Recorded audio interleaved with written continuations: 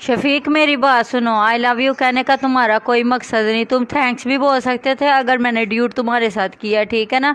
इसका मतलब ये नहीं है कि तुम मुझे आई लव यू बोल दो।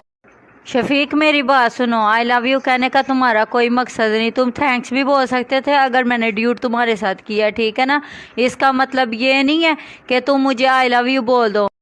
शफीक मेरी बात सुनो, आई लव यू कहने का तुम्हारा कोई मकसद नहीं। तुम थैंक्स भी बोल सकते थे अगर मैंने ड्यूट तुम्हारे साथ किया, ठीक है ना।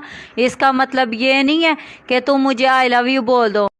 शफीक मेरी बात सुनो, आई लव यू कहने का तुम्हारा कोई मकसद नहीं। तुम थैंक्स भी बोल सकते थे अगर मैंने ड्यूट तुम्हारे साथ किया, ठीक है ना।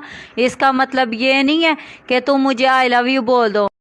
शफीक मेरी बात सुनो, आई लव यू कहने का तुम्हारा कोई मकसद नहीं। तुम थैंक्स भी बोल सकते थे अगर मैंने ड्यूट तुम्हारे साथ किया, ठीक है ना। इसका मतलब ये नहीं है कि तुम मुझे आई लव यू बोल दो।